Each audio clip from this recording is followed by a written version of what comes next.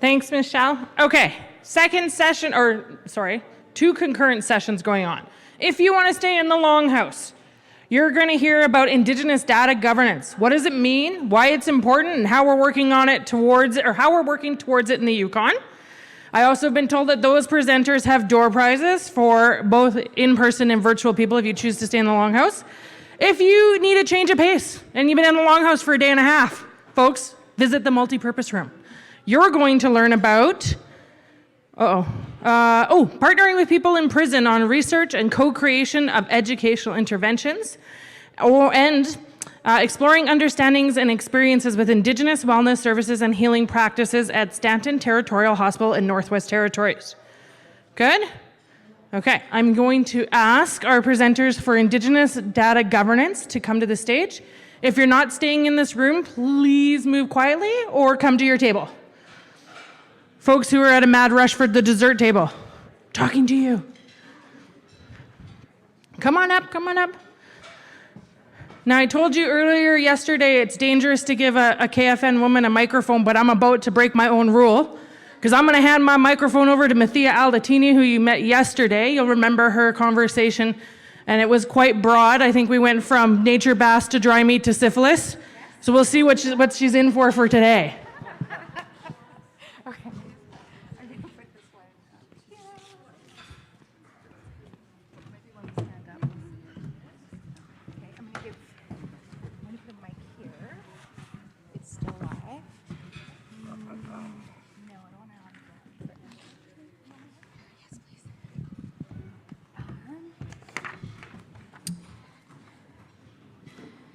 Okay, 2 seconds. Feels like, do we have enough time?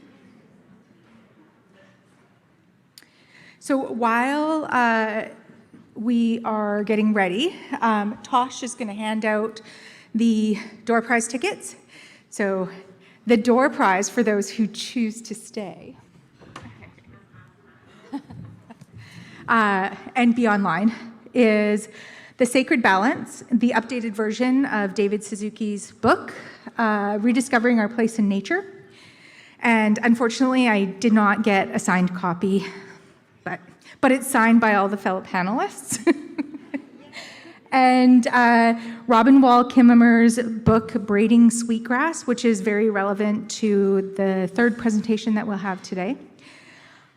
Just before I cue the video that is hot off the presses, I'm going to introduce the panelists, if I can find them. Here. Sorry. I folded it and then I lost it. Where are you, Christine? Towards the back. Sorry, I'm trying to do too many things at once, which is typical. She laughs. Okay. So on the far end, wave, Christine McTavish is a Canadian settler, Canadian-born and raised in rural Ontario on the outskirts of a small farming town. She currently lives in Whitehorse on the traditional territory of the Kwanlin Dun First Nation and the Ta'anquichin Council. She works for CYFN, managing the Yukon First Nations survey program, as well as other data-related initiatives. She holds a Bachelor of Science in Biomedical Sciences with a minor in Criminology from the University of Ottawa and is currently pursuing a master's degree in community health. She is also on the board of the First Nation Information Governance Center for Yukon Region. So welcome, Christine. Yay. I'm supposed to read a bio for Mary Jane Johnson. I hear snickers in the room. So, Mary Jane is a member of Kwanlin First Nation, Crow Clan. She is also newly retired from Kwanlin First Nation in the field of heritage. She worked for Parks Canada, retired from them, started working for Kwanlin First Nation. We're very honored to have her present with the 10 calls to action that relate to natural sciences. And this, I have to say, is her first time presenting without the PhDs that she normally presents with. So welcome, Mary Jane. And she's also my mom.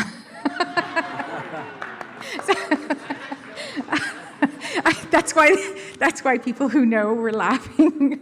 I have to read her bio. And from the National Center for First Nation Information Governance is Gonzag. So Gonzag, I better get your profile in here. Gonzag Garageur. Good. C'est bon. Brings over 30 years of experience in the federal public service, as well as the provincial public sector and the private industry.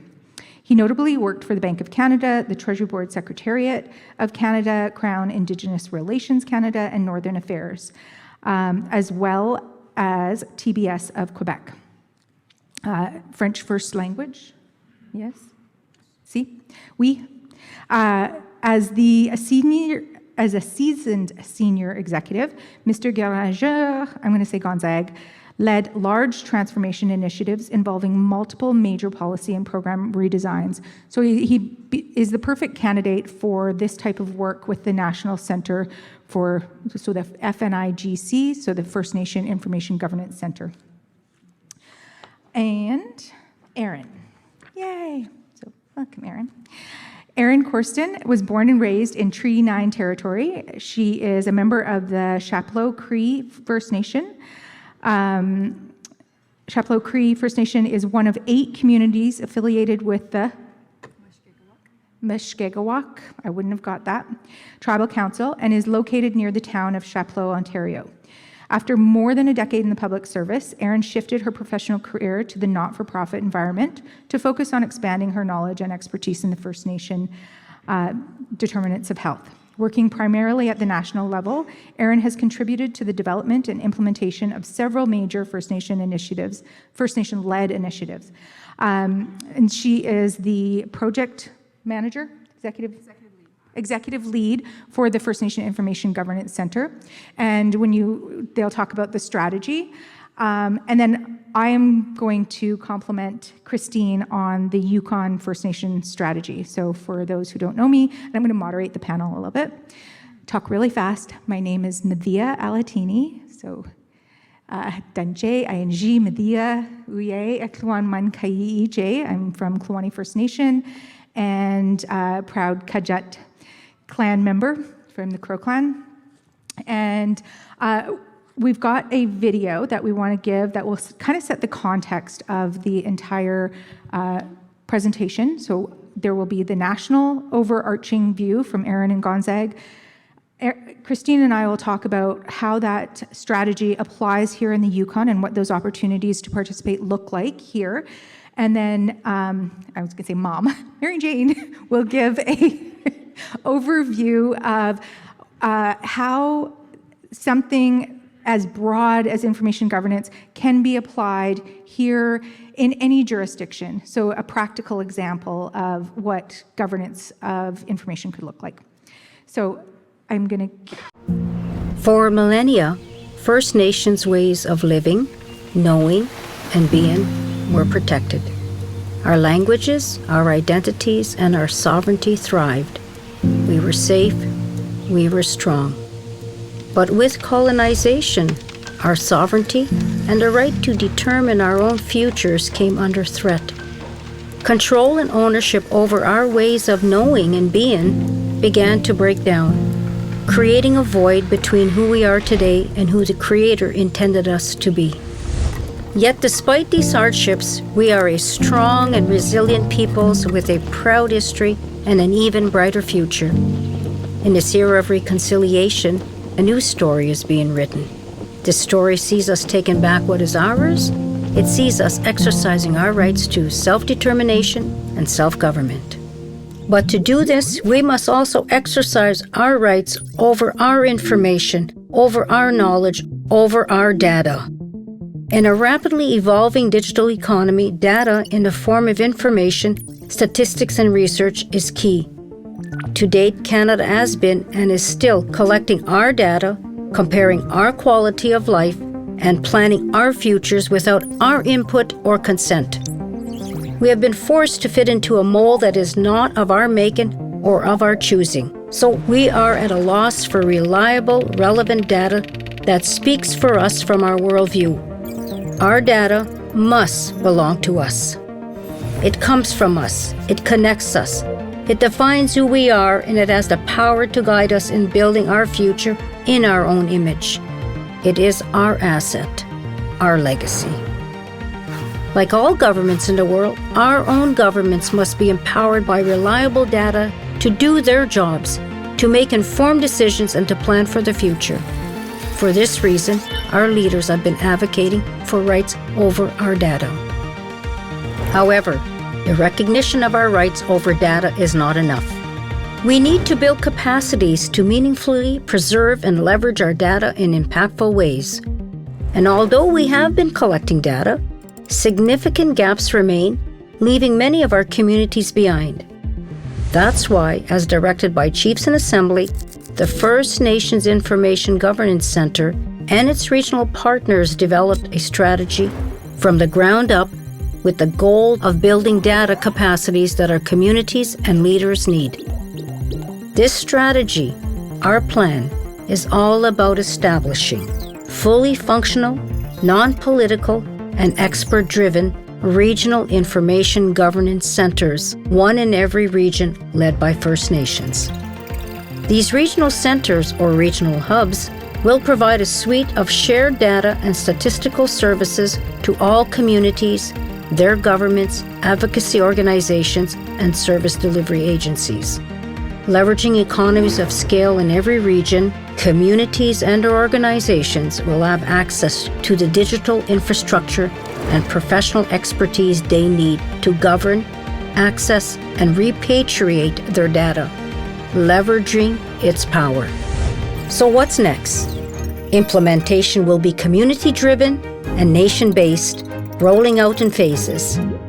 Phase 1 starts now with the recruitment of a dedicated data champion team in every region that will engage leadership and help them define how these regional centers will be governed and what priority data capacities and services will they offer. To build a solid foundation, this first phase needs to focus on the blueprints before we start to invest in the brick and mortar. This work is expected to take about 3 years, with each region advancing at its own pace. Once completed, we will move to phase 2, and that's when we will bring our blueprints to life. Never has the timing been so right and the opportunity so within our reach.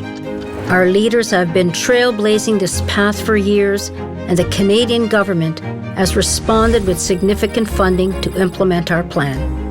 With this strategy, we will build our own data governance and statistical institutions, and they will be equipped with the modern capacities we need to hold and use all our data. It will be our legacy for the next 7 generations to come.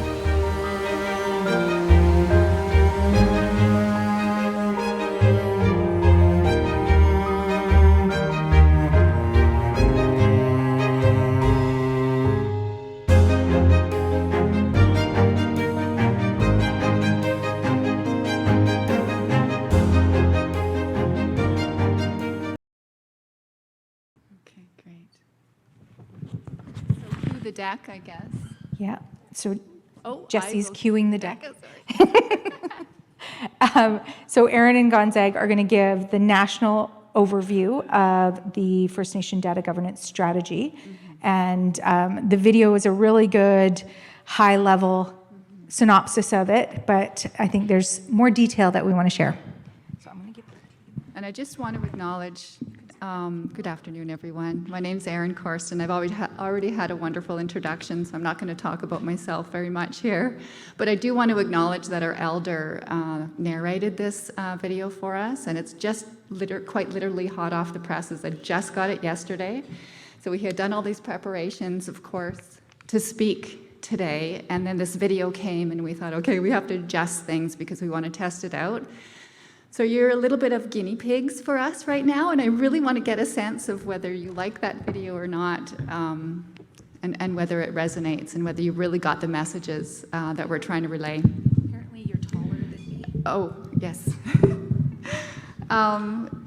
Before I get started as well, I just want to acknowledge the nations of this territory and to say Chi-miigwech for allowing us to experience the beautiful culture that's so vibrant here everywhere you look. And this is a beautiful setting. Oh my gosh, I'm so privileged. I feel so privileged to be here presenting to you today.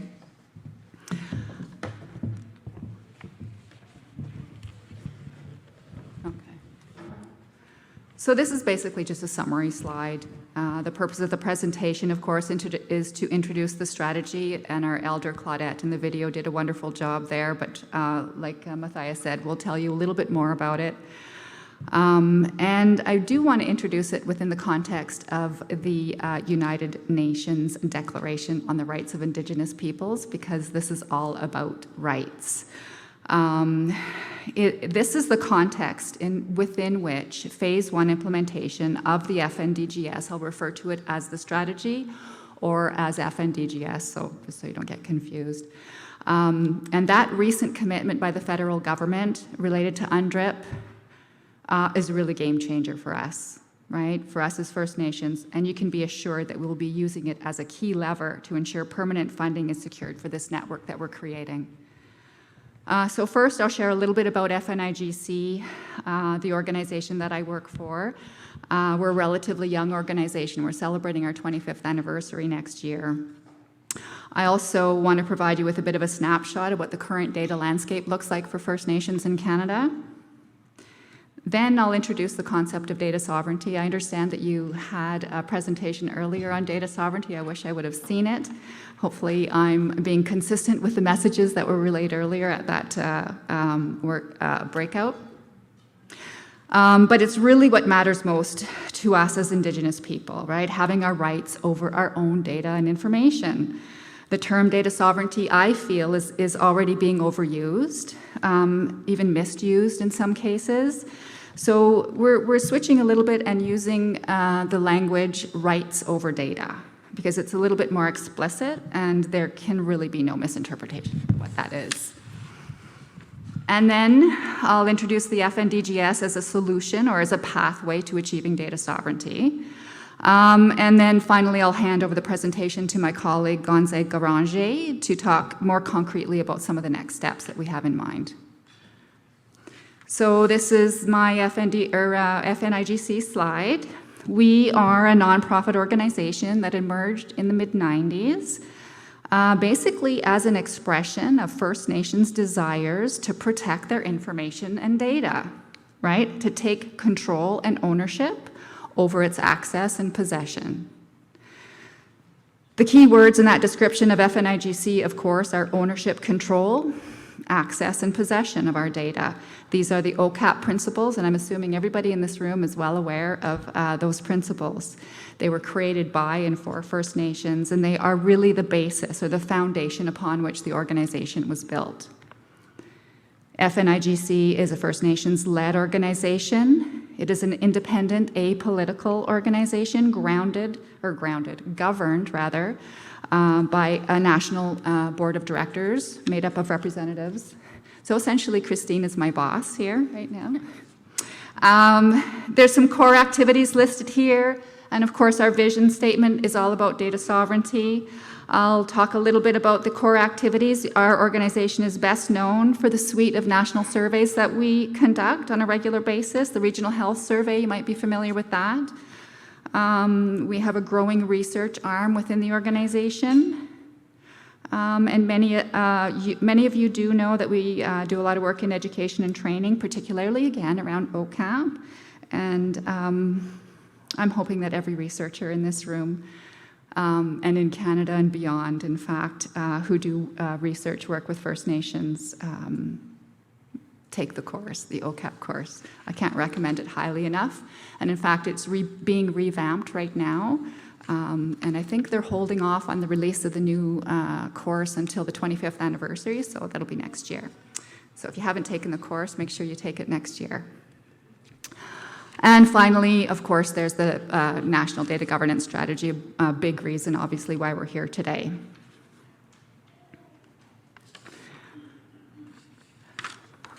So this slide basically highlights what drives us, right, as First Nations, as FNIGC, and that's data sovereignty.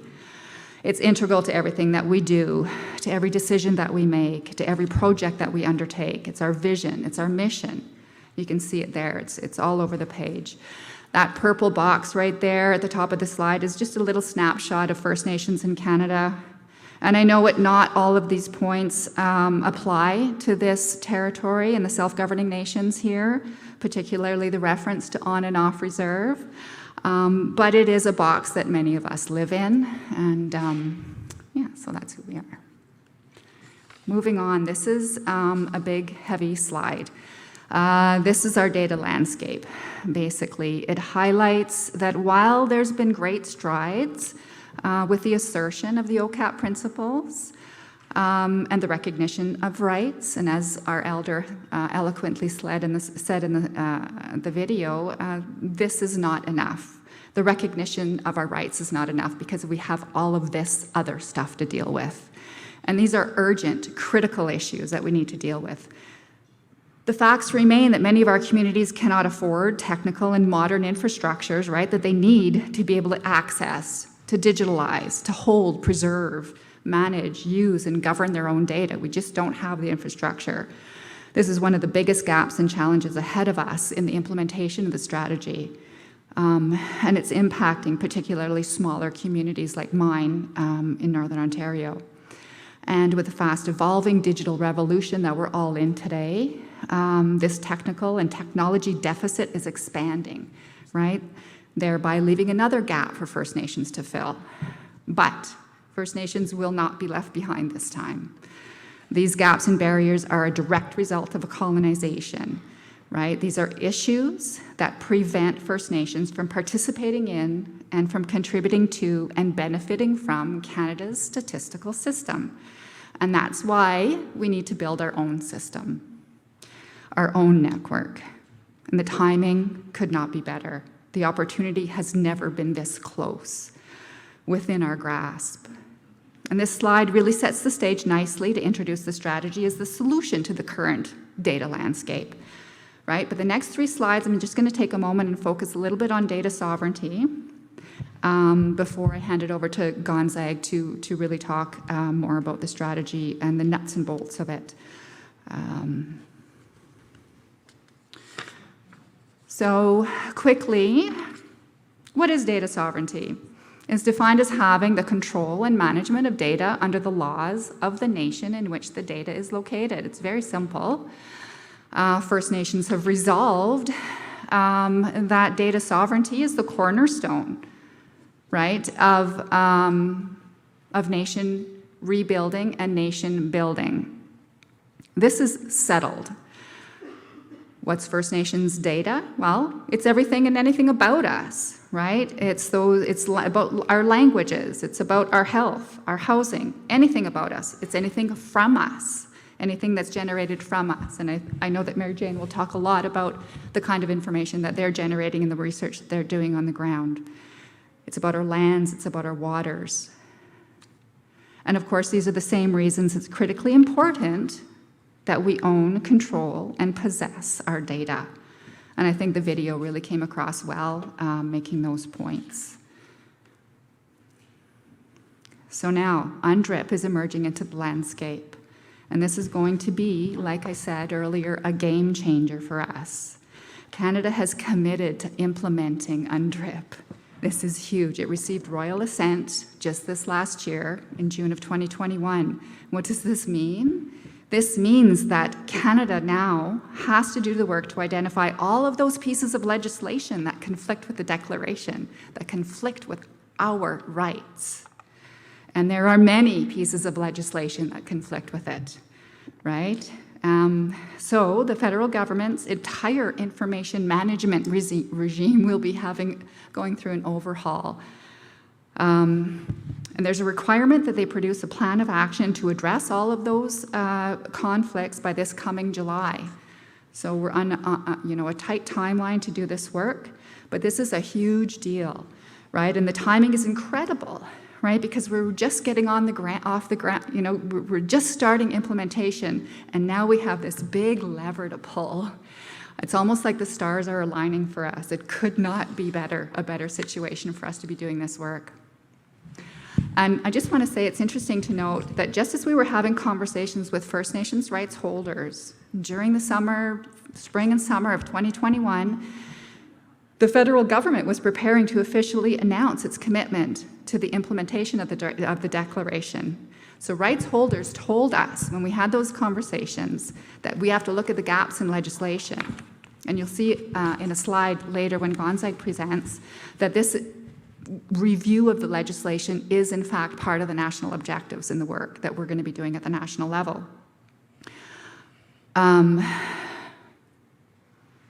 I guess it's kind of like First Nations had a premonition because, you know, they told us to do the work, we're doing the work, and now we have UNDRIP to make sure that this work gets done. It's very exciting. It's just, you know, I never imagined that we would be this fortunate, you know, trying to move something this big forward and having the environment, you know, open up to us like it is. But this is my last slide before I hand it over to Gonzague. I just wanted to put all the pieces together into one place for you. So First Nations in Canada, as you know, have been on a data sovereignty journey for decades. And where are we going? We want to move from the assertion of our rights to exercising our rights. And we have these three pieces are part of the puzzle, right? It all started with OCAP, right? These principles have become fundamentally tied to self-determination and self-government. We cannot do good governance without control and ownership of our information. In the video and here, I just want to say, like all other governments in the world, First Nations governments need access to information to do their jobs, right? To make informed decisions, to protect their citizens, and to plan for the future. Our assertion of the OCAP principles has been quite effective over the years. However, it's become increasingly clear that we need to move beyond the assertion to the exercising. And how do we do that? By building capacities needed to govern data, which is to own and control its access and possession. And that's where the strategy comes in. So these three pieces together will put us in the place, will create the space we need to exercise our rights. So with that, I'm going to hand it off to Gonzague, and he can get into the nuts and bolts. Thank you so much.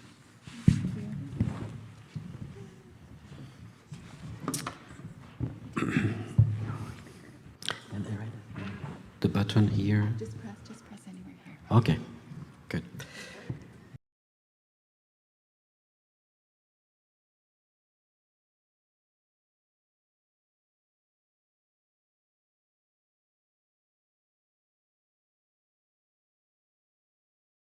Territory of the Kwanlindon First Nations and the Tahawan Kwanshan Council. I hope my pronunciation was not so far off, but the intent was there. So thank you, Erin. I will now provide or try to provide you with some additional information on the strategy, a bit on its background, on the vision of the strategy and its implementation.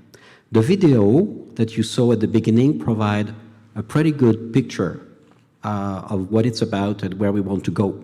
However, there are some elements that I think are worth to re-emphasize or emphasize, and that's what I'm going to do. I would like to begin just by acknowledging that the strategy is not new. The concept of a strategy is not new. In fact, First Nations leaders for decades have been calling for building capacities so that they can govern, steward, control, own, and leverage their data. And while some progress has been made in every region with respect to building some capacities, overall, there remain significant data capacity gaps for the First Nations to fully govern as sovereign nations their data. And despite this progress that has been scattered and limited, generally speaking, over the last 5-6 years, there has been significant shift from the federal government in particular, but also from First Nations in key decisions that have made significant progress, and that allows us to be here today talking about a strategy that is being funded. First, in 2016, so 5-6 years ago, the Assembly of First Nations at the General Assembly adopted a resolution calling the Government of Canada for funding the development of a data governance strategy that would be led by and for First Nations, not by the federal government. 2 years later, in 2018, the federal government did a move that nobody expected. Even though the amount of money that was put aside to develop that strategy was relatively modest, it was a significant commitment from the federal government to enter into a new journey and a new relationship with First Nation. And in their budget 2018, they set aside $2.5 million through FNDGS and its regional partners to engage all the First Nations and develop that strategy. In 2 years, FNDGS, with its regional partners, have developed that strategy and tabled it to the federal government. So in March 2020, a 100-page report with comprehensive requirements and rationale developed by First Nations with input from all the regions was provided to the federal government calling for support. It was very concrete, historical, never down. A year later, in budget 2021, the federal government reached out to another step that it never did, agreeing to support the continued development and implementation of the strategy. That's unprecedented, and I'm speaking as a former federal public servant that was an executive in ISC, CERNAC, INAC at that time. And they set aside $73.5 million just to enable all the regions to begin implementation of that strategy, which is the first phase. Additional money is therefore expected to be sought and obtained from the federal government to move into phase 2. So I wanted to provide and spend some time on this context because there is an alignment of stars that is unprecedented, in addition to other reforms underway in this country towards reconciliation. Now, I'd just like to spend a minute on that strategy report before I get into more details around the vision of the strategy and its implementation. The report I just talked to you about, that was tabled to the government by FNDGS and the regional partners in March 2020, is groundbreaking. It has never been done. It is based on extensive input from First Nations across the country. It was managed by and for First Nations. And I invite all of you, for those who are interested, to consult this report. We have few paper copies here that Erin brought, just there. And we also have it in a digital format on FNDGS website, so everyone can access it anytime, and you could even print it if you want from home or at the office. But that report provides in details, as ever, a comprehensive narrative around the strategy and why. It details the capacity gaps that many nations face at different levels, local, regional, national. It explains the roadmap to close those gaps. It also explains the benefits and the expected results for First Nations people and the Government of Canada. This compendium of information, again, is unique, never been done, and brought us where we are today. And there are two core elements in this report that you can see on this slide. One is that the report articulates 8 guiding principles that all the regions across Canada have identified as core to guide the development and the implementation of that strategy.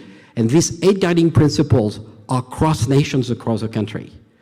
First Nations principles, and it was common across the country from east to west, north, south.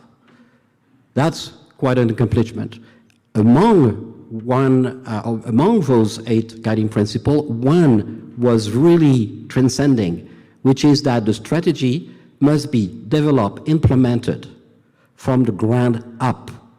It has to be community-driven, nation-based. It has to serve the needs of the communities, their governments, and organizations that represent them to improve their life and take control over their data. That was quite interesting to see those 8 guiding principles emerging from the consultation.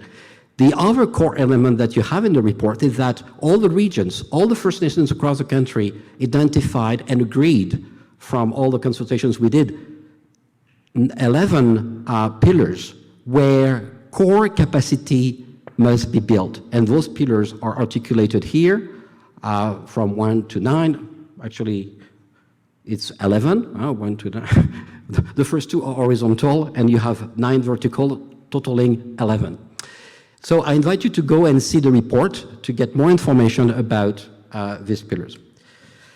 Now, this slide is a busy one, and in fact, the video did a much better job than this slide of explaining what the strategy is about. But I'll just say the main message here is that the strategy is really about building in every region fully functional regional information governance centers led by and for First Nations to serve all the communities in the regions, their governments, their political and service delivery organizations.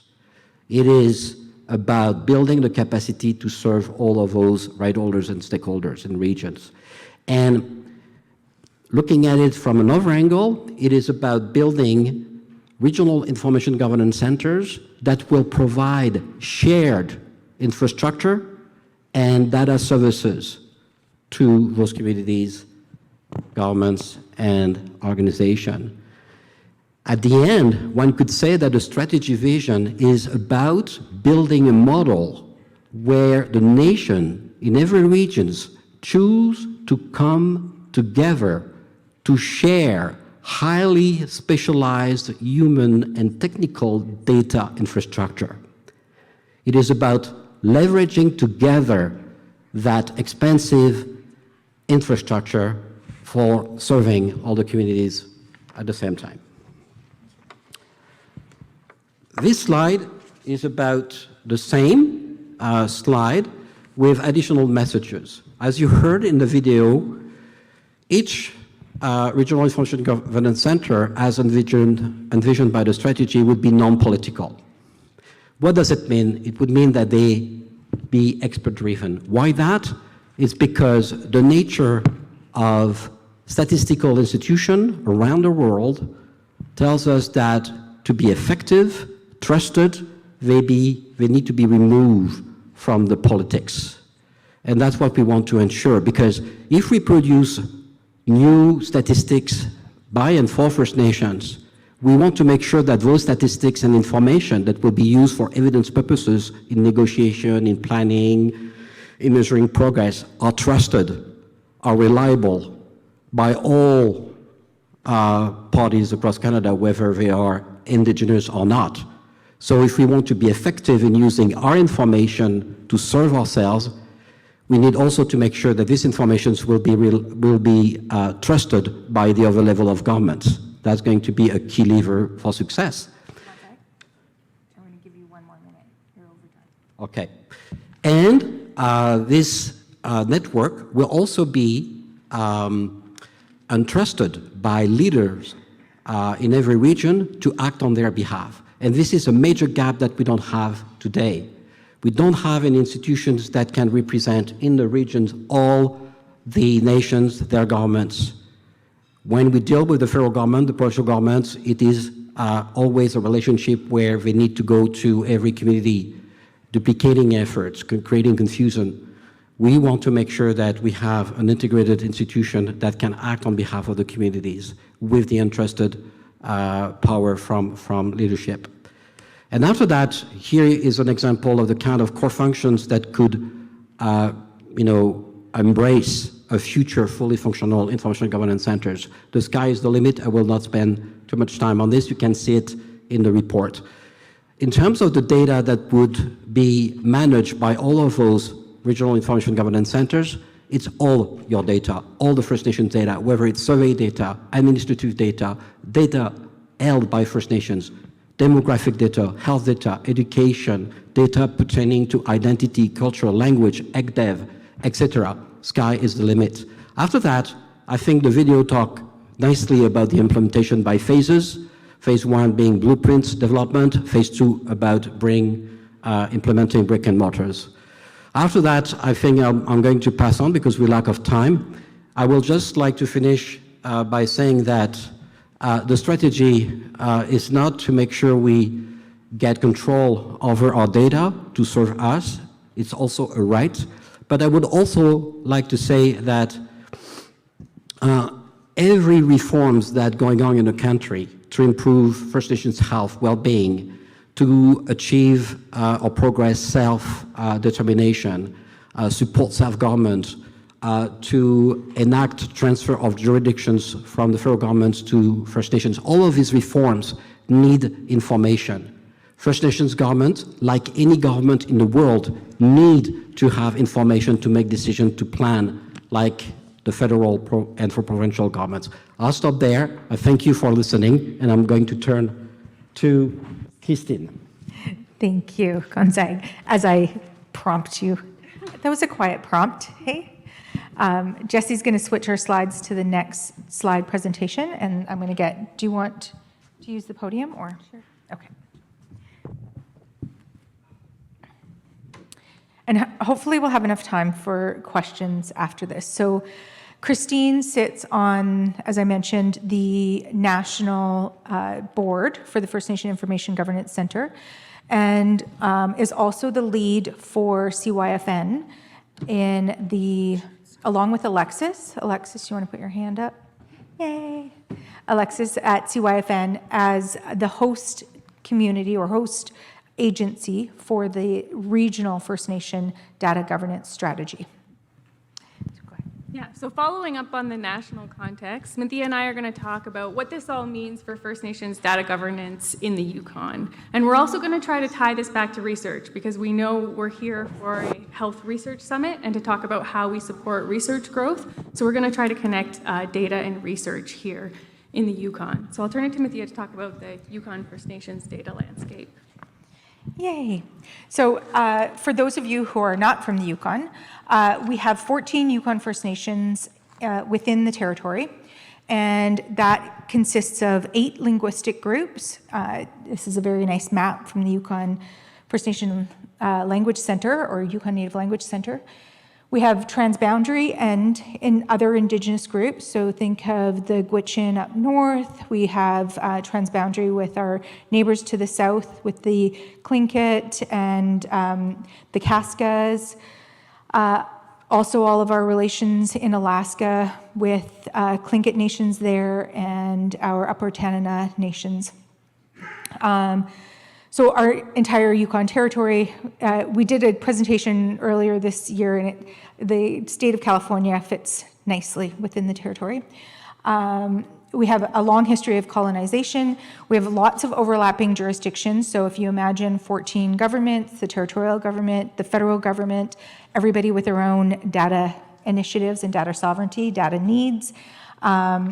And with the passing of our umbrella final agreement, our 11 modern treaty holders, that creates some complexities. And then when that happened, the federal government did devolution, where they handed off a lot of their responsibilities to the territorial government. So the territorial government has been kind of caretaker for most of the federal initiatives, federal rights. So if that just sets the context for what we have here. So why data? Why do we talk so much about data? What's the point of data? Hopefully, we use data to better understand issues and experiences.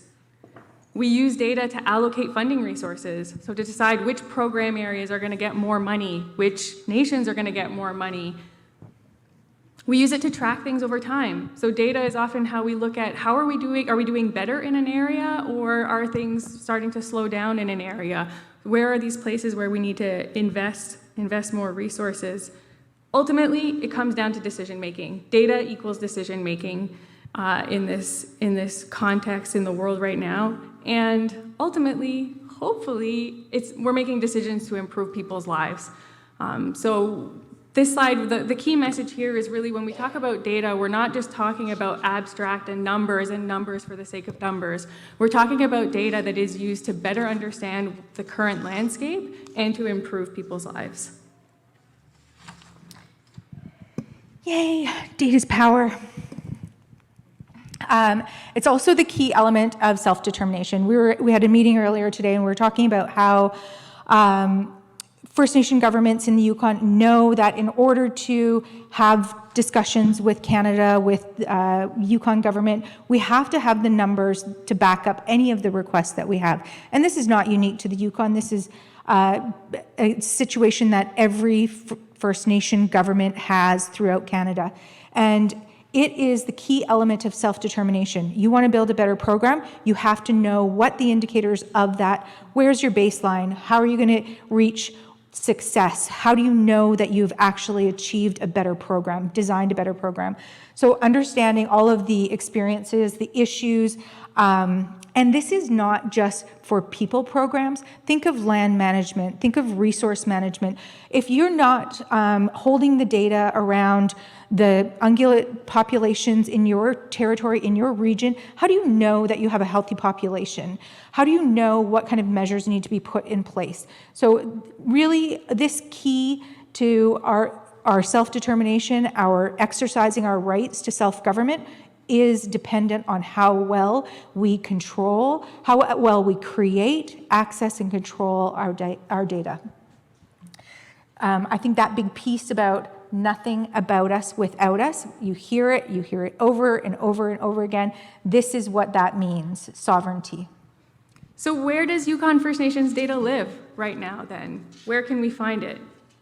Within Yukon First Nations governments. So Yukon First Nations governments are creating and amassing data on a daily basis, but it also exists in a lot of other places. There's a lot of Yukon First Nations data at the government of Yukon. There's even more First Nations data within the federal government, within hospitals and clinics, within Yukon University and other academic institutions. When they send researchers up, that data still lives in some of those university institutions. Schools, archives, NGOs, Yukon First Nations data exists in all these places. And there's only one place where Yukon First Nations data is easily accessible, where Yukon First Nations control that data, where they own that data, where they possess it, and that's within their own governments. It's also key to look at all the distinct departments within some of these spaces where data exists. So within the government of Yukon, there's data in the Health and Social Services Department, in the Yukon Bureau of Statistics, Yukon Housing Corporation, Environment, and it probably goes on. And we see the same thing in the federal government. And the reason I pulled these out is because these departments don't always talk to each other. So it's not like there's a one-stop shop at the federal government or the Yukon government to easily access that data. There are barriers, multiple barriers, overlapping barriers within each of these departments for Yukon First Nations to access their own data. Same thing within Yukon First Nations governments, though. Yukon First Nations governments are also starting to hold data within all these spaces and starting to build that capacity up to make sure that the data is there and easily accessible when they need it, and making sure that those departments can talk to each other.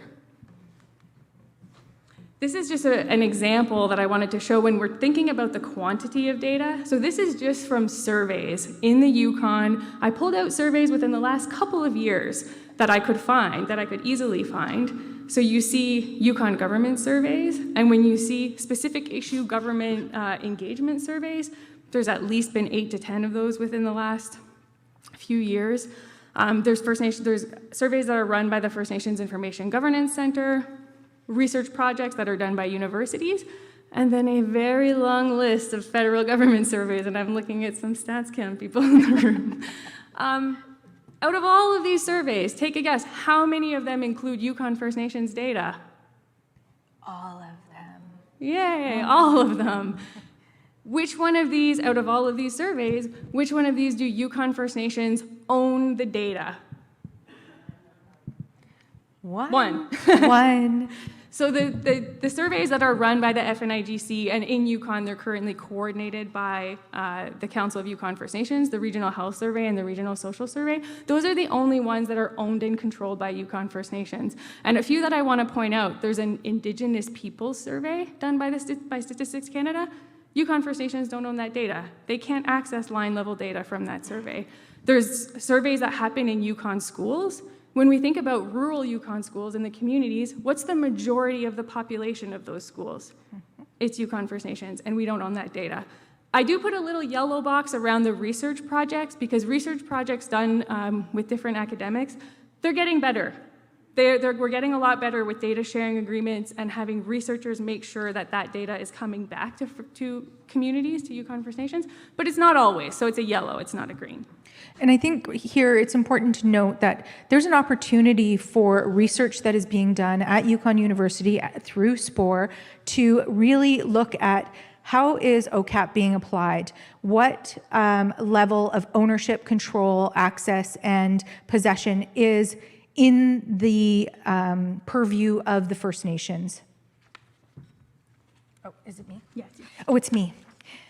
Aaron talked a lot about OCAP. Yeah, so OCAP, yeah, we got the background on it. This is the foundation for how we're going to move forward on any initiative. I think this is, I always think, goes without saying, we should have ownership of all of the data that's created about us. We should have control over who gets to access it, how it's held, where it's held. And this opportunity through the FNDGS really gives us that opportunity to look at, do we want it housed together? Do we want health information to be held by individual First Nations, or do we want a central agency to work on these things? And I think this is where it's the exciting part of information governance. I won't spend too much time on this because Erin covered it in her presentation, but these are two really important concepts. There's data governance and data sovereignty. When we talk about data governance, we're talking about the process of managing that data. What is the process to manage and make decisions about data? When we talk about data sovereignty, we're talking about the right to determine what happens to that data. So it's the decision-making versus sort of the managing process. And Thea has an example. Yeah, so we've been, throughout the last 2 years, we have been working in COVID. We undertook a vaccine hesitancy project in partnership with Yukon University. And at this point, we're looking at how do the principles of OCAP, data governance, data sovereignty, apply to our research project? Where is it going to be held? How are we going to look at it? So it's a very practical, on-the-ground example happening right now that we're going through an exercise of, yeah, who gets to own it? Who gets to control it? And there are a lot of tensions as you walk through that exercise. Everybody is like, oh no, it's my project because that's all the way, how it used to be or how it always is. And that's not how it's going to be going forward. So again, Aaron talked really well about this, about the foundations of data sovereignty, what the purpose is, and that we see the foundations of data sovereignty within Section 35 of the Constitution, within UNDRIP, within the calls to action that we find in RCAP, the TRC, the Missing and Murdered Indigenous Women and Girls. All of these foundational documents speak to self-determination of Indigenous peoples and the need for data. We also have some recent federal commitments that have been made. There's a national action plan on open government that was talked about at the Open Data Conference, if anyone was there earlier this week, that speak about the need to enter into data sharing agreements and get data back into the hands of First Nations. So these are some of the national level commitments. But in the Yukon, this has been on the agenda for over 50 years. We're just getting to it now. So Together Today for Our Children Tomorrow, which is looked at as a manifesto for Yukon First Nations, has sections in it around how research is done in our communities, how the First Nation should have jurisdiction over who gets to do that research, and how First Nations are going to be involved. This document we're coming up to 70 or 50 years from 1973. So in February, we'll kick off the celebrations for the 50th anniversary of this document. So if I can look back on those shoulders of the elders before me who had the vision and knew that this was fundamental to determining our self-governance. And I think that is super important. It's referenced in Chapter 13 of our final agreement and in a couple of other heritage chapters or resource chapters. And it's so fundamental to us being able to govern ourselves. So Together Today for Our Children Tomorrow references research and how research should be done. And I think it really lays that foundation for the future conversations around data. Because we have research, but we know that data is a really big part of research. Data is what comes out of research. It's the end product. It's what's being gathered, what's being collected, and what's being made to use decisions. So when we think about research and data being so complementary, we then need to look at Indigenous self-determination in research. And what does that mean? What does that mean for Yukon First Nations to have self-determination in research, to be making the decisions? And the connection between that and Indigenous data sovereignty. Everything that we're talking about around data sovereignty goes hand in hand with Indigenous self-determination in research. And I think Mary Jane will have some discussion or some comments about what this looks like on the ground. It's designed, it's directed, so the First Nation, every jurisdiction's different, every community's needs are different, environment's different. So the First Nation gets to determine what kind of research they want done and who gets to do that research. Are they going to be a good fit for the research in that community? I think that's the key to data sovereignty. And I'm really encouraged I don't know if there's anyone from CIHR still in the room, but when I look at the NWT SPOR and how the funding is being funneled to an Indigenous government, so that SPOR money sits within an Indigenous institution. That's what Indigenous-led and Indigenous self-determined research looks like. So we don't know yet what all of the data needs are, but we're starting to do that work. We're starting to engage and starting to try to gather up and figure out what are the data sovereignty needs within the Yukon. Oh, when I click through, okay. So when we look at all of the emerging data needs, so COVID has been a big driver for data needs. We needed to know death rates. We needed to know the case rates.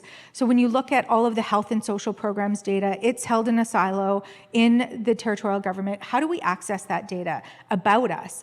So we need to be looking at the data that's currently being created under all different programs.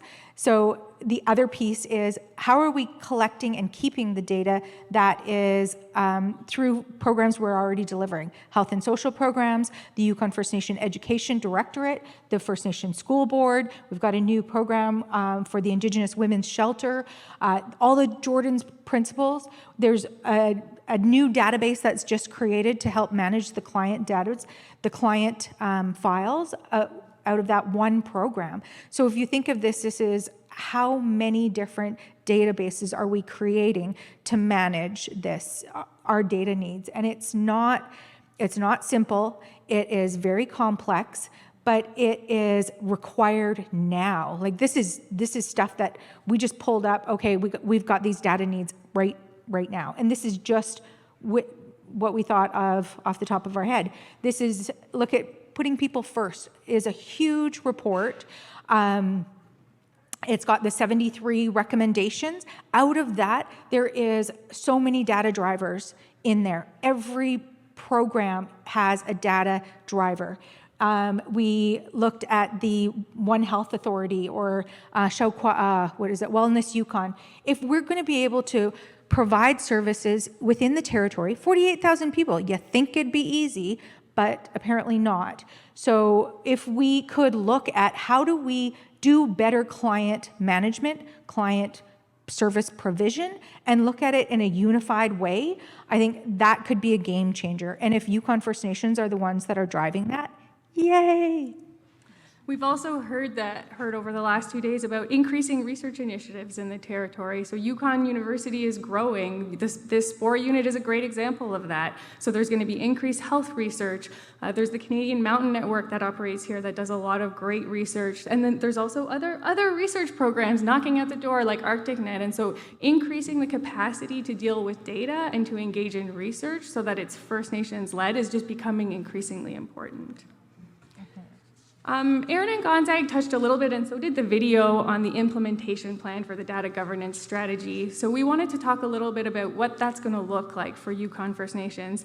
I think Aaron talked about this 10-year implementation plan that is really well funded, at least for the first phase, which is great. It's a really exciting opportunity for us to do proper engagement, for us to hear from Yukon First Nations how they want to see this strategy go. This strategy down here, the document is beautiful, it's wonderful, but the task now is to say, what does this mean for Yukon First Nations? It's a very high-level document with a lot of big vision, but we really need to ground it in Yukon First Nations and what they want to see come out of this strategy. So it is great to have the time to do that engagement. We're not being told, here's the money, but you need a plan within 6 months. We have 3 years to do this engagement. And this is how we look at the implementation plan here in the Yukon. We know what phase 1 is all about. It's about engagement. What do phase 2 and phase 3 look like? We don't know yet. That's going to come out of engagement because that is to be determined by Yukon First Nations. So CYFN is the host agency for the funding for the engagement, but ultimately what happens with the implementation funding, we're waiting to hear from Yukon First Nations about that. So as the video mentioned, we're trying to build a team that can at least lead that engagement piece and pull together some comprehensive asset and gap analyses. We know that some of this work has already been done in Yukon First Nations. Yukon, as Mathia said, it's been on the agenda for 50 years. So Yukon First Nations have been working on this. Some of the First Nations already have really robust data capacities and strategies around research. But what we want to do is kind of pull all that information together and figure out where are the opportunities to collaborate? What do Yukon First Nations want to collaborate together on around data and research? Okay. So next, we have that. Oh, back slide. So I think this one is just how. How do you want it to look? How do you want to be engaged? We need to be able to create something that is going to be functional, and it requires a lot of collaboration, so that willingness to work together, and really coming up with these definitions for what is data governance, what does data sovereignty look like to us in the Yukon, how is OCAP going to be applied to us, and I think we can look globally at some of the governance models and come up with cherry pick from those. What works for us? What is going to be the best solution for our data needs? And lastly, to pull it all together, the importance of self-determination in research and data sovereignty. So a bit of a summary. Self-determination is key here. Yukon First Nations need to be setting priorities for research, but they also need to be leading the research. This means the whole research process, from holding the funding all the way to creating and reporting and deciding what gets reported where. And we kind of wanted to summarize this in a few considerations. When you're thinking about research or data or how the two interact, there are knowledge considerations.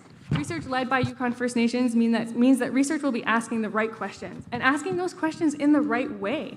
The Regional Health Survey is a great example. When that health survey, when that data collection came under the control of First Nations, we don't approach it from a deficit-based perspective like so much research does. We change the questions to make sure that they're culturally relevant and that they're relevant to Yukon First Nations.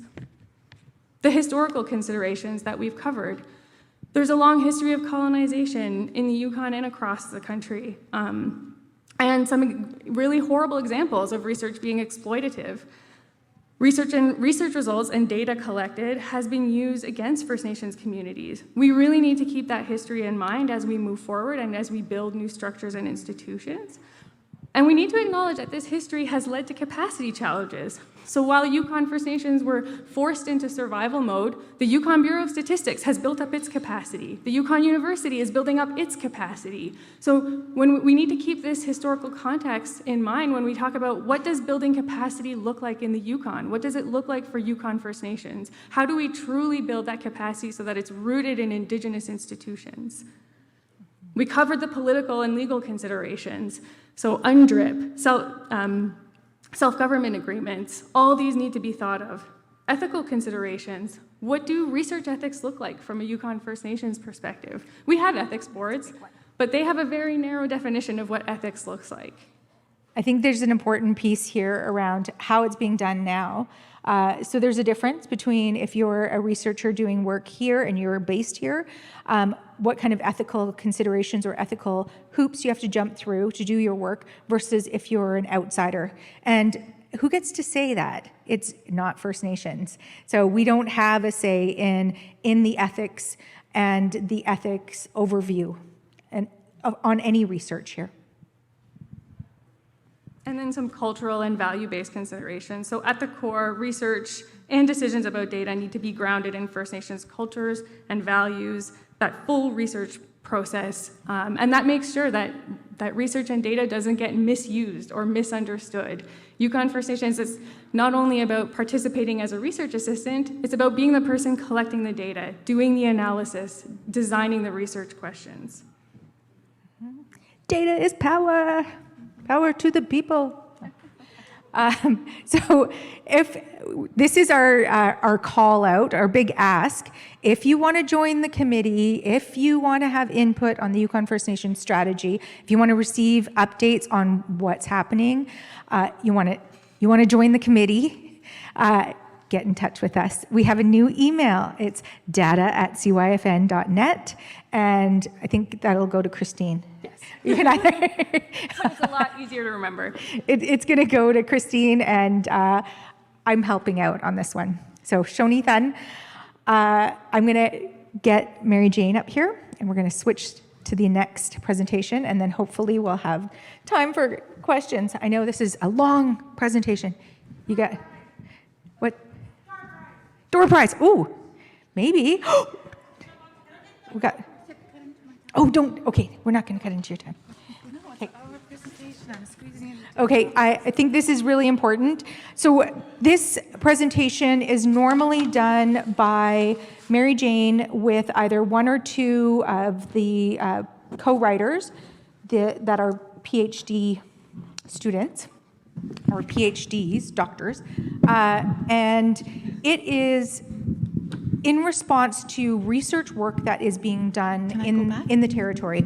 And there's been a big uptake nationally, internationally, on these 10 calls to action.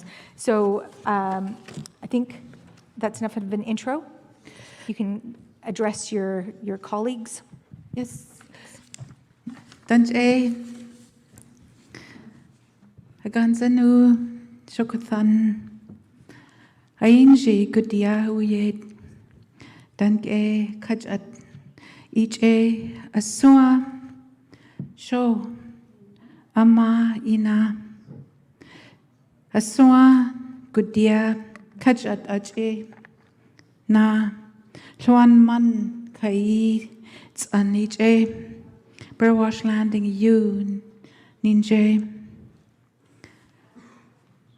I would like to share a few words of thanks, because ceremony is good in giving good thoughts and words with offerings to carry those thoughts and words forward to be part of our future.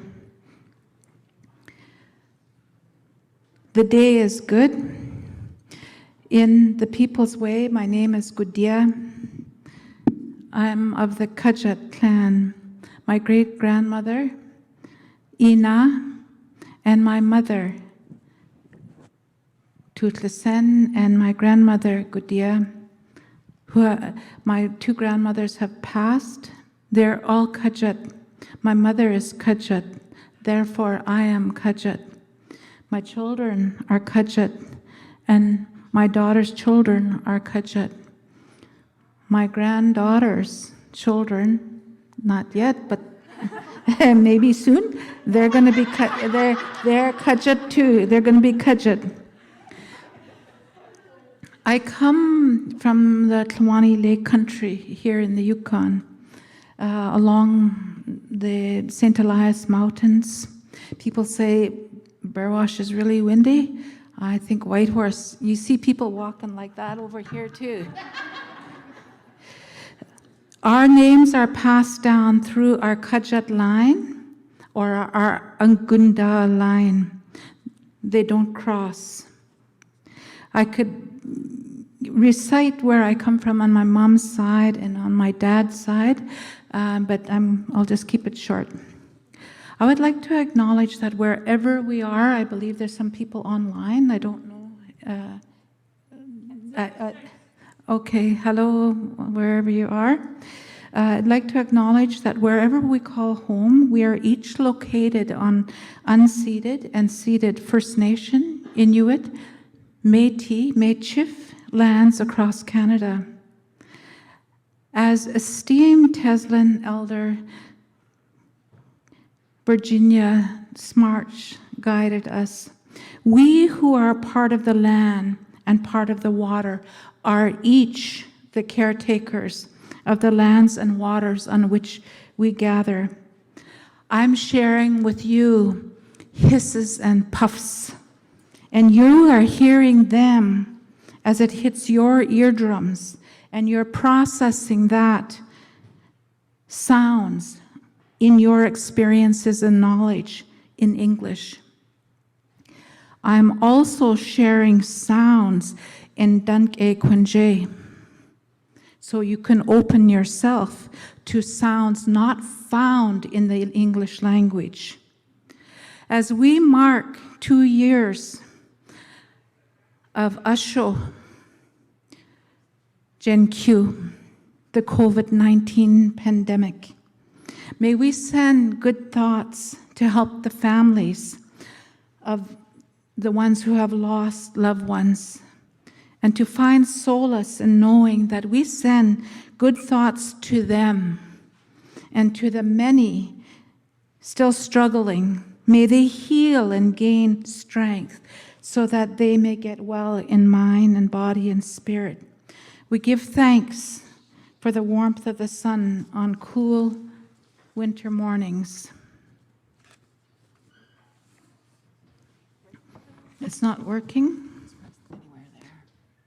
Okay. I'd like to introduce our other co-authors on this papers on the 10 calls to action for natural scientists working in Canada. All of the authors on this paper are shown here on this slide. They represent a unique collection of experiences. Lawrence Ignis is Anishinaabe from Lac de la Mel, First Nation, Treaty 3. His strength is in policy analysis and comes from working on the acknowledgement of Indigenous knowledges in land management, including when he was at the Assembly of First Nations working on species at risk. He is currently pursuing his PhD at the University of Victoria. Dr. Heidi Swanson, she's in the lab coat there with some of our youth from our community at the University of Waterloo. She does research in toxicology issues across the north and circumpolar north, and has many years of working collaboratively with northern communities. Kate Balagoonian in the Injal, that log kind of shelter, is the resource manager for the Yukon First Nation. She's currently on maternity leave. Finally, Dr. Carmen Wong is presently the Parks Canada Field Unit ecologist. People have asked us why we wrote this paper. We want to acknowledge Senator Murray Sinclair and the TRC, the Truth and Reconciliation Commissioners, for the 94 calls to action. It is the foundation we sprung off. And those calls to action were nation-changing calls to action. The TRC said virtually all aspects of the Canadian society may need to be reconsidered for true reconciliation with Indigenous peoples. The 94 calls to action were our inspiration, but there was very little direction for natural science research within the overall 94 calls. And certainly research is not immune to the need for reconciliation. Many First Nations, Inuit, Métis, and Michif communities, I really have a hard time to say Indigenous because I'm just lumping when I say that word. And another word I don't like to hear is pristine, and another, I could go on.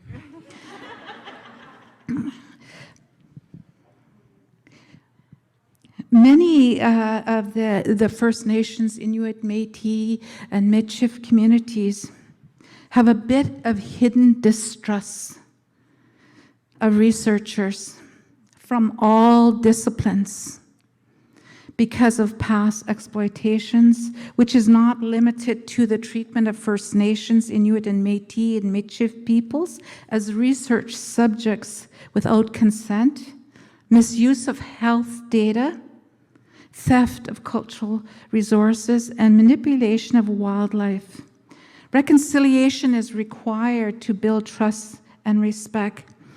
Also, the TRC calls are at the level of government. So you heard this here today, a strategy at this level, and then bringing it down, and then bringing it down into where it's actionable. These 10 calls are direction offered for the individual researcher. We tried to translate the intent of the 10 calls to action to researchers so that they could take and make use of it. All of that was spoken about earlier, all of this work that was done, incredible, groundbreaking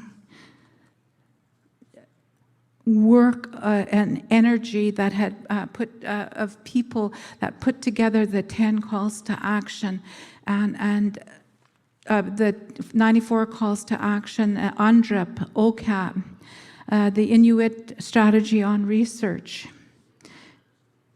These all set the foundation for the 10 calls to action. I have a hard time following even my own notes. Under the, on the third line there, the third grouping of words is 44% of Yukon First Nations students met a numeracy expectation compared to 77% of non-First Nation students in the Yukon in 2017-2018. The Auditor, this was part of the Auditor General's report in 2019. That is really, that when I first saw that, I went, oh my goodness, what if our kids are going to the same school, aren't they? Why is there such disparity here? There are similar statistics that emphasize the gap in scientific literacy in grade school found across this country. For example, in British Columbia, 40% 46% of Indigenous students in grade 10 science score higher than C+, in contrast to 70% of non-Indigenous students. This was from the Ministry of British Columbia, also in 2019.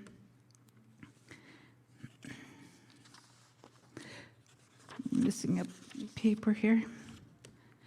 The 10 calls to action, this presentation is usually about a little close to an hour, and I'm trying to wheedle it down a little bit so that offer opportunity and space for questions. I'll speak to call number 2, 3, 4, and 6, and if there's time, come back to call number 5.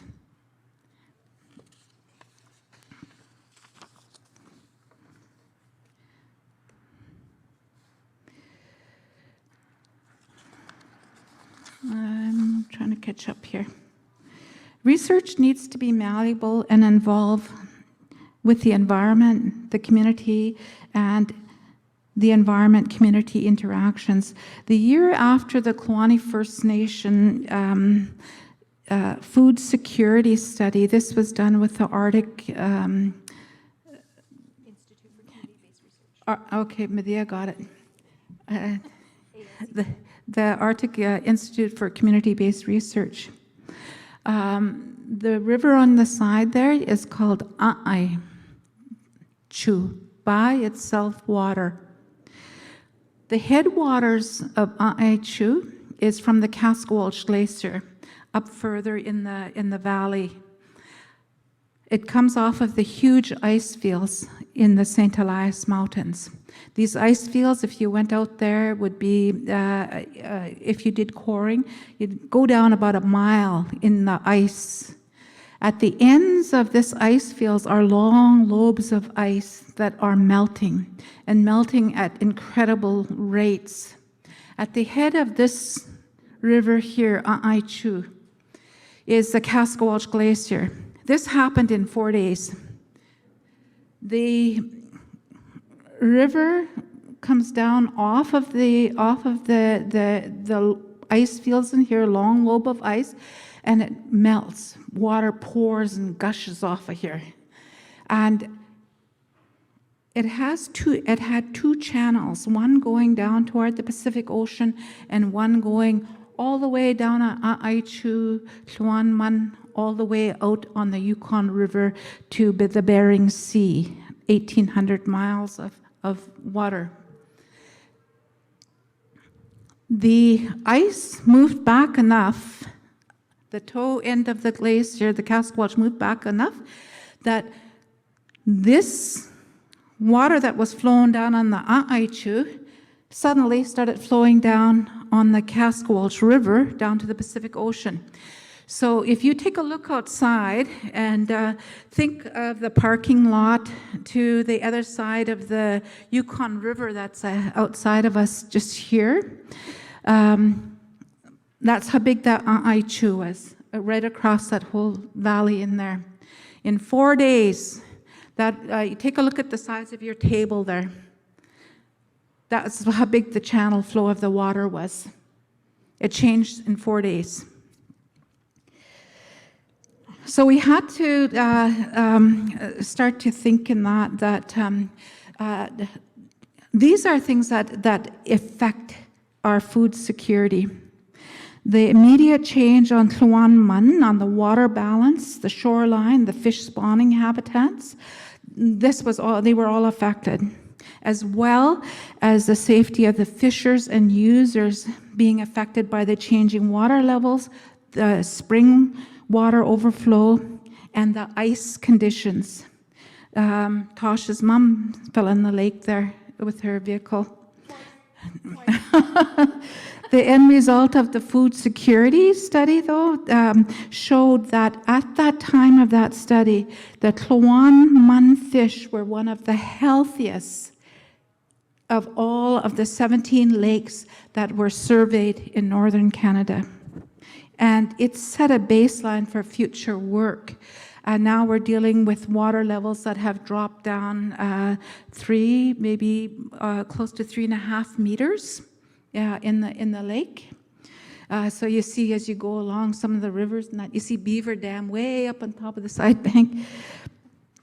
Community priorities for science and research may not always be what the researcher intends or the funding agency, or what the researcher can make into a publication or thesis for a student or a technical report.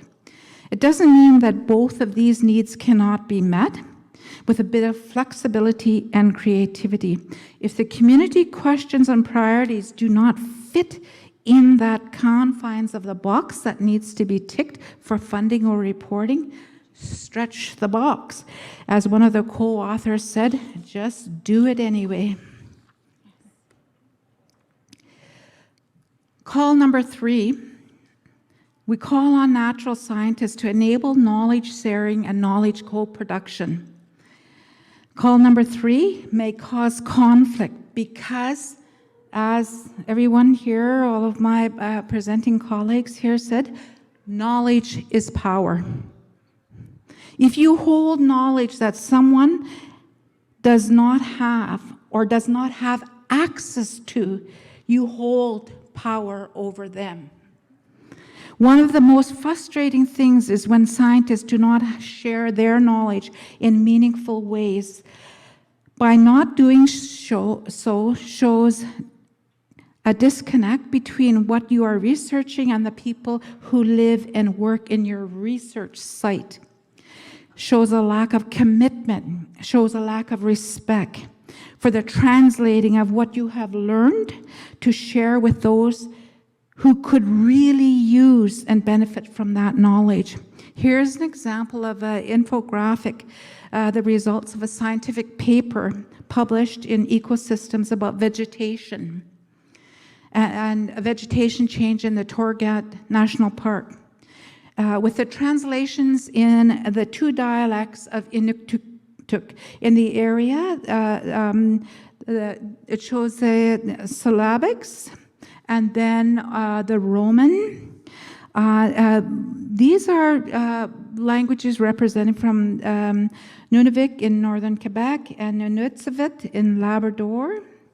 And these are pretty basic. It's not what we envisioned when we spoke about sharing and a true knowledge sharing. This can be a first step, but so much more can be done to make meaningful sharing. This is me here when I was working with Parks Canada, and Dr. Carmen Wong was doing research on all frogs in Kwani National Park and Reserve. Half of the area is still in reserve status. I asked Carmen, what are you working on? She had these long Q-tips like this, and she was picking up all the frogs. And she was rubbing this Q-tips on the frog's genitalia. I said, what are you doing? I said that, you know that in our way, whatever you do to its all, whatever you do to that frog is going to come to you. You hurt a frog's leg, it's going to come to you. And she went, oh my God, I could just see a Q-tip coming out of the sky at me. And I told her, I said that it's being respectful. I was in grade, in the communities, most of the community school only go to grade 8. You have to come into Whitehorse to go to grade 9, 10, 11, 12, or go to Hinch Junction or Dawson City or Watson Lake. I came into Whitehorse and I went to the Catholic school across over in Riverdale, Christ the King Junior High School, or it was called high school at that time. And my instructor in biology was named Brother Ledger. And he asked me to cut this frog up, and I said, no, I can't. And he said, well, you have to cut it up, or else you're going to fail this class. I said, no, I can't. He said, okay, we're going down to principal. So we went down to the principal, and it was Sister Superior, I can't remember her name. And I explained to her, the way that I was raised up, you can't do that to its all. You got to look after it. You get the little all out on the land and you look around. Of all of your youngest one, you put that on top of their head. All of that good luck goes through to you. And then you put it back on the ground. You look after that's all. And this kind of way, and that is being conscious of the spirit of all beings, rocks, plants, trees, water, air, animals, that we are working with. We're all kin, we're all relations.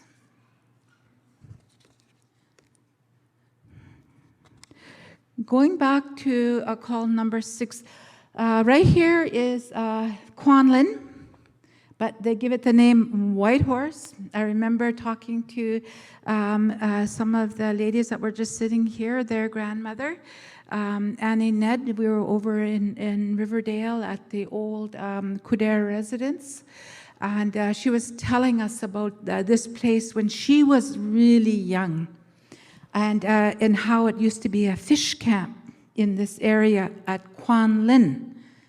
And we were all sitting down and listening to her, and we went, well, where did Whitehorse come from? She said, somebody else, I don't know. And she was one of the elders in this area here that we have our foot on, or our seats on. In GIS, there is layering for names, for features, and these layerings could come, the geographical information system can put layers and layers and layers on that, and usually the focus is what you value, and that value is attached to none, the land, to chu, the water, and then you have a place name. Up in our area, there is a creek called Congdon Creek. It was named after a person. Heidi put down here, that dude was only here for 4 months. And there's a place name there. So in our way, we say, Hershananjichu, Broken Roots Creek. The place of broken roots. And we know that during that springtime, in the freshet, when all of that snow and water is just melting and gushing down on that canyon, and during the summer rains, when that water just pours out of the mountain, that name is true. Hershananjichu is broken roots water. So wherever you're going, when you look at this land, look at it and remove that kind of vision and way that the English languages and school system has taught us to look at the land and the water. Remove that and look at it and learn it like the back of your hand. Those place names are also a new way to bring life to the land and bring that ancestral knowledge back.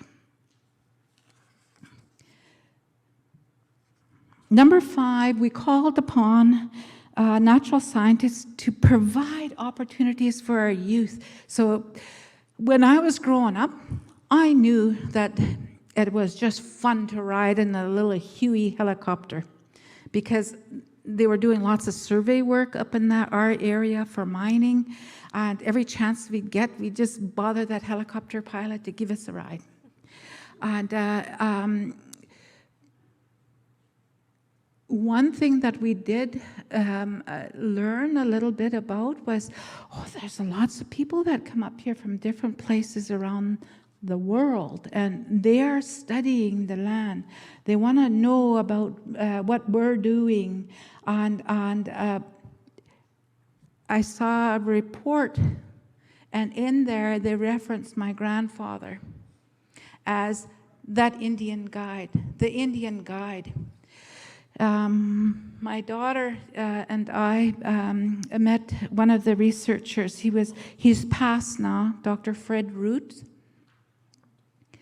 a well-known Canadian scientist. We walked up into the Steel Creek area where he had done research on the glaciers back in the 1950s and 60s and 70s. And as I was walking with him, he said, I was up here with your grandpa, your grandpa Moose Johnson.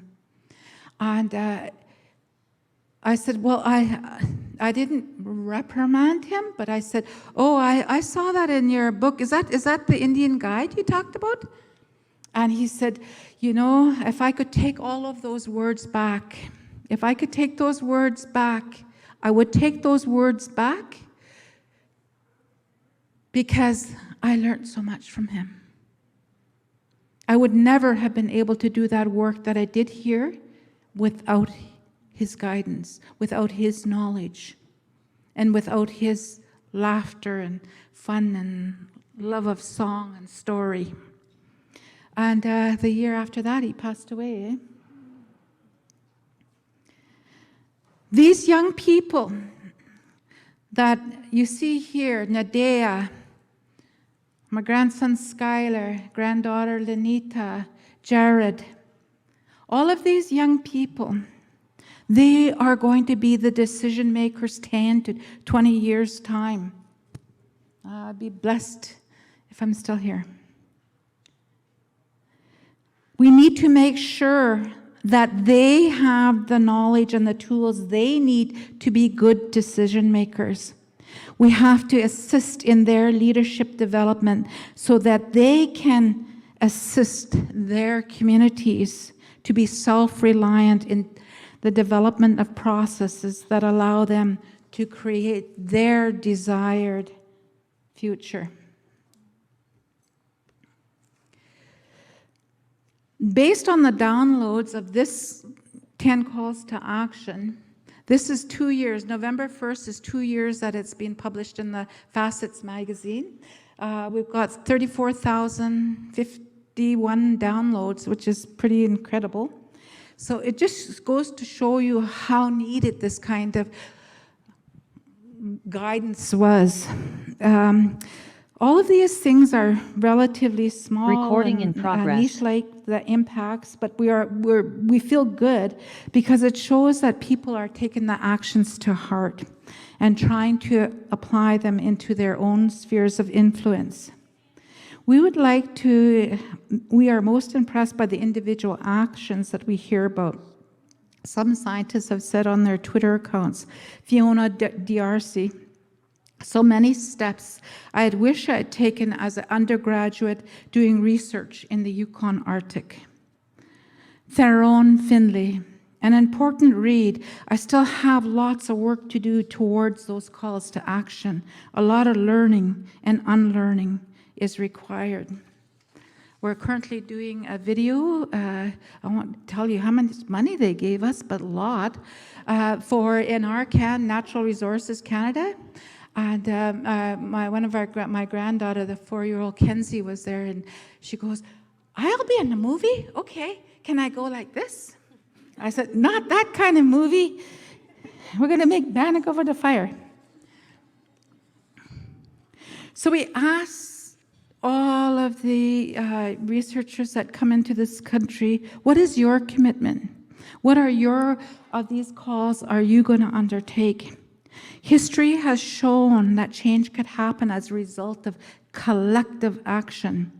Our actions may seem small, maybe even significant on a daily basis, but each choice accumulates, and the cumulative small actions result in a significant global change. And we all saw this firsthand with the global response to the COVID-19 pandemic. With the power in having accountability buddy, somebody there with you that you could share your thoughts and actions with, I'm pretty sure that a lot of those 10 calls can be easily achieved. I'm going to, Carmen gave me something here. Dr. Wong is a Western-trained scientist. She said, we never had training of how to work with community. Scientists are not going in equipped to engage. So too are many First Nations, Inuit, Métis, Michif communities. They are taking on risks on these young researchers coming to work within their communities. There has to be balance and sharing in there, to be aware that we do not colonize the process of reconciliation. We need to be aware and step back when you sense, when your actions and thoughts may begin to colonize how you walk in reconciliation. This is from me. To bring flavor and energy to your glass of water. You drink a glass of water, you want flavor and energy in there. So you add strawberries and you add some mint. So too can your actions be infused with love and kindness for what you are working on. That picture there is my grandpa in 1948, Grandpa Moose. Gachala. Right there, what he's making is a kwa'an. A kwa'an is a signal fire. When somebody gets trouble up on the mountain, or I made a kwa'an when Medea was small, when we were stuck 10 days over across the lake in the wind. It was windy that time, really, for true. I had to make a kwa'an, and that's what my grandpa's done here. He's made a kwa'an. You can't see them just off on the side there. There's Jimmy Joe and George John there. And that was in 1948. It was a way to let people know that on the other side of the lake that to come over and help them, to send a boat to come and pick them up because they need help. A kwa'an is a signal fire. And that's what this paper is, the 10 calls to action. It's a kwa'an. It's that signal fire there. These 10 calls to action for natural scientists are that kwa'an. And it is up to researchers, young and old, as to how you will action one or more of these calls. Tlahu. I just wanted to, with ceremony, there's always closing. When the talks on reconciliation and knowledge co-production first started, the talks were like photographs from the old types of Polaroid cameras, grainy with the bit out of focus. Today, talks like what you are a part of are more like photos from higher resolution cameras. This clarity is allowing us to change the direction of how we care for all of our relations. Kwander Yunatsi, we are making new stories. This happens when we shift our thinking, our beliefs, and practices. The work we are undertaking will take effort, and it's okay to take your time and not be afraid of finding new ways of creating, thinking, and doing. Share your successes and your trials. This recognition makes our communities stronger. We share tea together, and this brought to mind what an elder once told me. Take the time to sit down and have a cup of tea. Don't be in a rush all the time. Mentoring, whether it is one-on-one or in a group, as Bobby Joe, as Bobby Rose, you and your friend showed this video and the mentoring that you had done. Congratulations, I really lift my hands up to you. Let the elders, the Usho, share on their own time. And we too, we develop on our own time. Look at ways to continue to create our knowledges, not just to accept this as this is knowledge. Create your knowledge, and this is where your data management comes in, your data governance comes in. And teach those knowledges with love and joy to the next generations. We can keep ourselves humble by remembering there will always be someone who would be able to sing a song better than us. And if we are an athlete or athletic, there may be always someone who has better breath or legs than we have.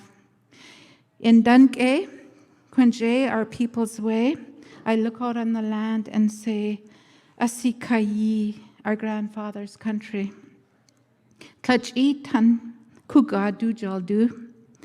Our trails bring us together, and we have to strive to keep those trails open as they connect us. Shoni then for allowing me this space to share at the summit. Tlahu Kuche.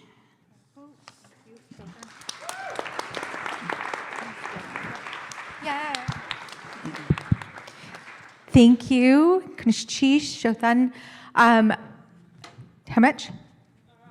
That was like door prize time. Are you gonna do?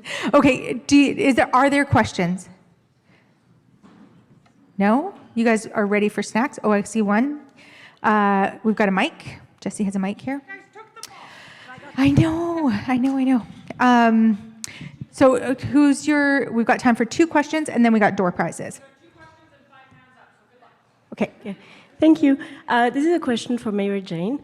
Thank you so much for your presentation. I'm here doing graphic recording, but I'm actually asking my question in the context of my former work as a geologist. I worked for several years, in particular with the Yukon Geological Survey. And my question is, this is the first time I'm hearing about this, and I wish I had heard about this when I was doing my mapping work out there. And I feel like this is really amazing that you are sharing about this with this audience, which I feel is probably being very receptive to all of these different call of actions. And I wonder if you have opportunities to reach out to the industry and like the mining industry, geologists who are out there working for surveys or industry, and basically make sure that, I'm pretty sure there are individuals who are very receptive to that, but how do you reach out to the mass and make sure that everybody out there is aware of this? This is the first time that this paper has been presented in person, and it just had to be by myself. We presented to First Nation communities, to renewable resource councils, to the circumpolar north, to all of the circumpolar nations around the northern hemisphere, to the Mexican government, to all levels of the federal and provincial, territorial governments, but we never presented to the Geological Survey or that field. I think we just got so busy doing these presentations, and the demand was like, in these last 2 years, I think we've done 33 presentations, and this is why we're doing the video, so that we could share this, and it could be shared in Arcan. This is going to be free for anybody around the world. Yeah, thank you. I'll make sure I spread the word. Okay, goodness, geez, thank you. Was there any other? We got time for one more question. One more question. The mic's right there beside Jesse. And I'll get you guys to get your tickets out if you're in the room. I've got one. I've got some draw. Go ahead. Okay, thank you so much, panelists. And for the sake of time, I'm not going to expand so much. I think just a point of clarification. All the presentations, different areas were really fantastic and very informative. You talked so much about the First Nations data governance strategy. My clarification is, when you talk about the First Nations, do we assume now that part of the indigenous peoples of Canada, the Métis and then the Inuit, are they automatically included in the strategy, or they're excluded because all the terminologies were First Nations, but I didn't hear so much about the Métis and then the Inuit? Thank you. Thanks for that question. This is a First Nations-driven strategy. The Inuit and the Métis received a portion of the Budget 2021 funding to begin the development of their strategies.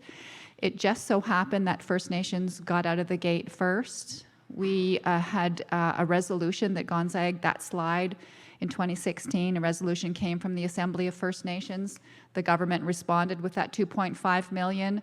We took that, did significant engagement with First Nations. We had national events, regional events, and then ultimately pulled the strategy together in 2 years. The Métis and the Inuit have 3 years to pull their strategy together. So I would imagine 2023, 24 timeframe, you'll be seeing big strategies coming from those groups as well. Thank you for that. We got to wrap it up. Yeah, we are wrapping up. Okay, because there's snacks back there too. So this is an online ticket. It says Reese Newell. Our winner of the online door prize from this panel is Reese Newell. And Reese, if you can put your mailing address in the chat, we will capture that and we will mail you the door prize. Okay, Reese Newell, you won the Sacred Balance, David Suzuki's updated book, with a foreword by Robin Wall Kimmerer. Sarah Edwards is going to bring it to you, so if you don't get it, we're all your witness, Reese. Yes. Yay. Okay, and the real big prize, and this is on my recommendation list for everybody. If you don't already have it, it's available at Kohl's or Max or It's not a commercial. Go. It's called Braiding Sweetgrass, Robin Wall Kimmerer, and prize number 427. Last 3 numbers. 427. 427. Yay! Woo, there we go. Woo! Thank you. And we do have, if anybody's interested in being a part of the Yukon Regional Data Governance Group, yay, I see somebody. We've got copies of the strategy for you. Okay. Yay. Longest wrap up ever. Can I get a big round of applause for this amazing panel, please? Goodness sheesh. Thank you.